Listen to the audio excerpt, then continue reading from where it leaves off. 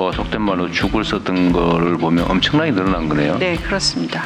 짧지만 와서 중소기업 정책들 보면서 우리나라 중소기업은 유난히 한 기업과 한 기업의 관계 속에 그러니까요. 있다. 딴 데 납품하지 마. 이거 기본이라면서요. 네. 차라리 저는 몇 번 실패해서 3번 실패해서 플러스 3점 뭐 이렇게 해주면 좋지 않을까 싶어요. 난. 적자는 나지 않습니다. 지금. 흑자를 내요? 대단하시네. 역량이 뛰어난 모양이에요. 네. 본부장님의 이 철박함이 전달이 되겠죠. 예, 감사합니다. 마지막으로는 중기부 일을 하면서 제가 소상공인에게는 소비 전략을 통해서 돈이 돌게 하고, 그리고 중소기업에게는 결제 대금을 좀 빠르게 지급할 수 있는 방안들을 집중 연구해서 돈이 들게 하고, 그리고 벤처기업에게는 모험 투자와 정부의 첫 번째 구매를 통해서 돈이 돌게 하는데 집중하도록 하겠습니다. 네, 이상 업무보고 마치겠습니다.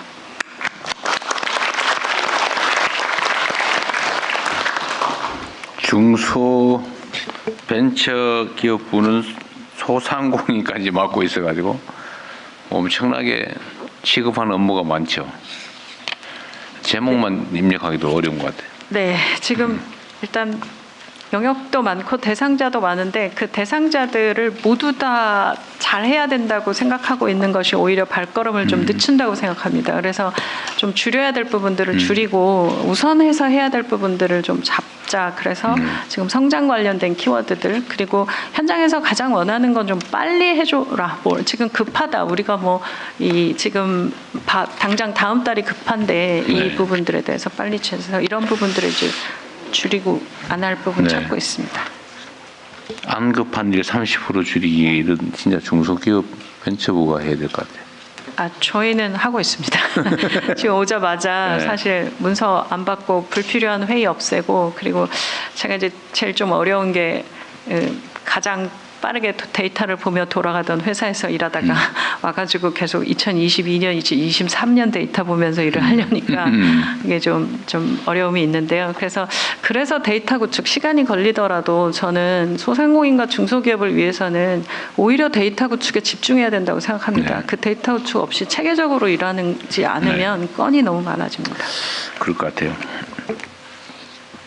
벤처 투자가 올해 4조 원대로 조금 몇 년 만에 늘었다는데 네. 그 이유는 뭘까요? 이게 이 전반기는 엉망이었던 것 같은데. 저는 이건 정부의 일관된 벤처 또 그리고 혁신 기술에 대한 지원을 하겠다라는 방침 때문이라고 생각합니다. 그래서 지금 현장에서 지난 3년간 제가 보면서 3년간 유럽에 있다 한국에 와서 본 느낌은 왜 이렇게 혁신 벤처 쪽이 더 죽었을까? 이건 뭐냐하면 스타트업에 대한 지원 줄고, 그리고 방향성이 제시되지 않고 AI에 대한 투자도 없고, 이런 부분들에 대해서 네. 보면 그러니까 이제 빠르게 성과가 날 수 있는 쪽으로 투자가 더 많이 갔었다 생각합니다. 네, 이 벤처 투자는 R&D하고도 관계가 깊죠. 네. 사실은. 그래도 하반기에 많이 늘어난 모양이군요. 네, 지금은 뭐 일단 워낙 대통령께서 말씀하시는 부분들도 있으시고, 그리고 AI 관련된 GPU 확보나 속도 이런 부분들 보면서 이제는 뭐 그냥 갈 수 있겠다라고 생각을 하는 이게 지금 올해 4조 원인데 전반기가 뭐 속된 말로 죽을 썼던 거를 보면 엄청나게 늘어난 거네요. 네, 그렇습니다. 그 조금 전에 발표하신 내용이 들어있기는 한데 뭐 전 세계적인 현상이기도 한데 우리나라가 좀 심한 게 어쨌든 아까 이제 소위 가불관계 양극화 현상이 좀 심하잖아요. 그때 다시 한 번 말씀을 좀 드리면 이게 이제 공정한 시장 질서, 자본주의 시스템이라고 하는 게 힘이 대등할 때 작동하는 거잖아요. 네. 근데 힘이 예를 들면 우열이 지금 명확해지면 시장이라는 이름으로, 경쟁이라는 이름으로 사실은 약육강식이 이루어지고, 이게 결국 비효율이나 아니면 시장 실패를 유인하잖아요. 그러니까 힘의 균형을 잡아주는 게 정말로 중요하다. 그게 바로 정부의 역할이죠. 개인은 할 수 없죠. 개인 기업들은. 그렇습니다. 그래서 우리가 좀 근본적으로 생각들을 좀 기본적으로 좀 바꿀 필요가 있는 게, 기업들의 경우는 원칙적으로 단체 행동 또는 단결 행위, 집단 교섭 행위, 이거 다 금지되어 있지 않습니까? 네. 공정거래법에. 근데 이게 이제 그 약자들에 대한 강자들의 착취라고 그럴까? 불공정 거래. 이걸 지금 사실은 강요 또는 권장하다시피 하는 상황이 돼버린 것 같아요. 그러니까 우리가 좀 근본적으로 생각을 좀 바꿔야 된다. 이게 사실 오래된 일도 아닌데 1900년대 초반 1900년대 초반까지도 노동자들이 노동조합 만들거나 단체 행동을 하면 이거 전부 처벌했잖아요. 네. 1900년대 초반만 해도 미국에서도 전부 뭐 교수형 시키고 집단 행동하면 소요죄, 폭동죄, 내란죄 뭐 이런 이름으로 다 사형 집행하고 이랬는데 그게 대공황의 한 원인이잖아요. 그게 결국은 소위 힘센 자본가들이 담합하고 독점하고 결합하면서 약한 노동자들을 계속 탄압을 하다 보니까 결국은 이제 소득 분배도 제대로 이루어지지 않고 결국 수요가 죽고 시장이 죽어서 결국은 대공황이 왔다는 그런 논리도 있단 말이에요. 근데 이거를 극복한 게 노동자들한테 단결권을 부여하고 집단 행동할 수 있게 해주고 오히려 보호하고 이러면서 미국이 어쨌든 50년 호황을 이루게 된 한 원인이 됐다. 물론 전쟁도 한 원인이었지만 지금이 그럴 때가 아닌가 싶어요. 중소기업들이 활력을 가지려면 지금처럼 이렇게 쥐어짜이고 예를 들면 영업이익률도 막 전부 겨우 생존할 수준으로만 유지되고 뭐 경영 개선하면은 대기업한테 다 뺏기고 이런 상황이 되면 경영 개선할 필요도 없고 해봐야 뺏기니까 좋은 인재를 쓸 수도 없고 성장 발전하기도 어렵고 이게 지금 국가 경쟁력을 떨어뜨리는 원인이 될 것 같아요. 그래서 이거는 중소기업이 당사자니까 좀 그걸 좀 정리를 좀 하든지 연구를 좀 하든지 해서 제가 공정거래위에는 그 얘기를 좀 이미 여러 차례 했잖아요. 제가 네네. 국무회의에서. 예. 근데 아마 쉽게 하기 어려울 거예요. 그 고민을 좀 깊이 좀 해주시기 바랍니다. 네, 대통령 말씀 주신 것처럼 제가 이제 짧지만 와서 중소기업 네. 정책들 보면서 이 대기업과 우리나라 중소기업은 유난히 한 기업과 한 기업의 관계 속에 그러니까요. 있다. 이게 나쁜 기업한테 딴 데 납품하지 마. 이걸 기본이라면서요. 네, 이렇게 되면 중소기업이 그러니까 지금까지 개발한 기술에 대한 가치 평가가 제대로 네. 이루어지지 않을 수밖에 없고 그 부분들이 지금까지 오랜 시간 고착되면서 좀 경쟁력 확보에 그러니까요. 어려움이 있었던 거 아닌가라는 게 제가 짧은 시간 그러니까 저도 그 얘기를 꽤 여러 군데서 듣는데 제일 황당한 게 그런 거죠. 예를 들면 나한테만 납품해야지 딴 기업에 납품하면 끊어버리겠다 이렇게 압박을 한다더라고요. 그러니까 시장이 기술 개발에서 제품 개발을 하면 자기가 납품하는 주요 업체에만 납품을 해야 되고 딴 데 하면 안 되기 때문에 종이 돼버리더라고요. 그러니까 그렇게 되면 사실은 경쟁력을 가질 수가 없잖아요. 네, 저도 기업에 있었으니까 왜 기업은 그런 건지는 저는 좀 이해는 하고 또 어떤 측면에서 본다면 이제 중소기업과 대기업 간에 또 주고받은 그러니까 일방적으로 중소기업의 기술이 대기업에만 온 게 아니라 대기업이 여러 가지 노하우도 주고 자본도 주고 했던 관계들이 있을 텐데 그럼에도 불구하고 이제 네. 와서 일을 하면서는 그 부분에 대한 조정과 네. 역할은 좀 정보해야 된다는 생각입니다. 그게 선진사회가 아닐까 싶어요. 근데 부작용은 없애고 개선은 하고.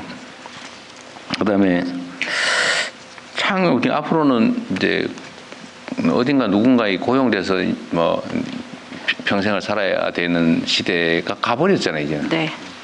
그래서 창업을 적극적으로 지원해줘야 되는데 정말로 중요한 요소는 우리는 한 번 실패하면 재기를 못하게 하는 그런 경향이 있죠. 네. 특히 금융제도 뭐 연대 보증해가지고 한 번 실패하면 평생 빚쟁이 돼버리고 정서적으로도 그런 게 있는 것 같아요.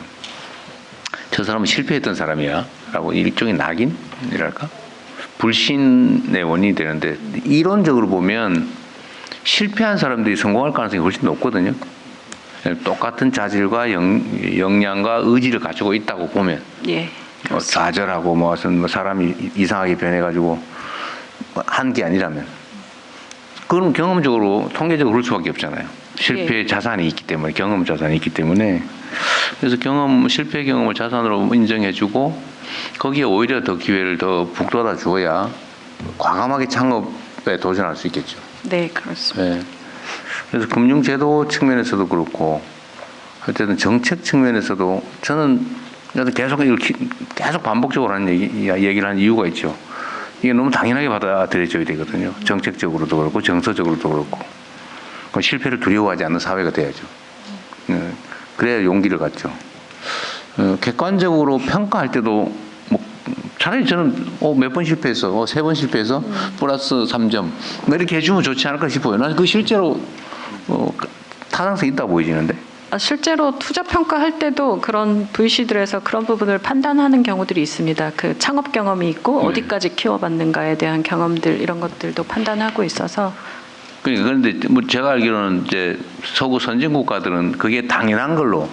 네. 예를 들면 지원 결정을 할 때도 실패를 많이 하는 사람들을 우선적으로 선정한다고 하던데 우리 사회는 아직까지 거기에 못 미친 것 같아요. 선생님 말씀이에요. 지난번에 제도전 발표할 때 보니까 한국 사회가 용인하는 실패의 숫자가 1.4였다면 미국은 2.8 정도 된다고 합니다. 그러니까 우리 사회가 확실히 이 실패한 사람에 대해서 용인하는 게 미국 실리콘밸리나 이런 그러니까요. 쪽보다 훨씬 낮은 겁니다. 하여튼 루저 취급하거나 이렇게 하지 않도록 정부부터 좀 적극적으로 정말 분위기를 바꿔야 될 것 같아요. 네, 내년에 월간으로 계속 관련 행사 할 거고요. 그리고 네. 실패한 분들의 데이터를 좀 모아서 이 지금 대전에 실패박물관이라는 게 만들어져 있습니다. 그래서 그래요? 이 데이터를 모아서 그걸 공유하고 또 그 실패했던 내용들을 좀 보면 그 좀 줄일 수 있는 시행착오들을 줄일 그렇죠. 수 있기 때문에 다 데이터베이스화해 볼 생각입니다. 그러니까 이게 너무 당연한데 이게 사람이 사실은 백지 상태에서 뭔가를 배워서 세상을 살아가는데 그 배우는 것 중에 제일 큰 배움이 경험이잖아요. 직접 한번 당해보는 거죠. 현재 분위기는 실패한 것에 대한 좀 용인이랄까? 그런 게 좀 많이 부족한 사회 같습니다. 그 누가 아이디어를 줬는데 지금 아이디어가 중요한 시대인데 아이디어가 있는데 돈이 없어서 500만 원, 1000만 원이 없어서 창업 자체를 아예 시도를 못하는 게 많다. 아이디어 경진 대회도 하지만 그 아이디어를 활용해서 아예 창업 자체를 펀드를 만들든지 해가지고 뭐 5대5로 해주고 1000만 원 좀 한 500만 원 해주고 뭐 실패하면 알 수 없고 성공하면 대박이잖아요. 근데 창업 자체를 투자하는 그것도 한번 검토해보는. 비서 씨도 하고 있다고요? 네, 일전에 네네. 대통령께서 저희한테 지시하셨어요. 네. 준비하고 있으니까 중소기업 벤처부 장관님하고 네네. 상의를 하겠습니다. 같이 한번 의논을 네, 해주세요. 지난번에 로컬 창업이랑 창업 관련된 회의는 별도로 좀 했고요. 네. 지금 말씀 주셨던 그 부분으로 네, 들어가겠습니다. 네. 자, 그리고 내용. 네. 내년에 창업은 저는 굉장히 중요한 이렇게 내용이라고 생각합니다. 네. 그래서 어쨌든 창업 국가로 가야 되니까요. 301페이지에 기술 탈취 대응이 있는데 이 기술 탈취 관련해서는 이게 뭐 중소기업만의 문제도 아니고 전 세계적으로 이 기술 탈취가 국가 그 역량처럼 느껴지기도 하죠. 네. 많이 가져오면 성공하는 거잖아요. 지식재산처는 이 기술 탈취 수사 권한이 지금 있나요? 있습니다. 기술 경찰이 있습니다. 기술 경찰이 인원수가 그런데 25명인가밖에 안 25명입니다. 좀 지정을 추가를 해주면 되는 거예요. 인력 자체가 부족해요. 가장 시급한 건 인력입니다. 인력이 네. 부족해요.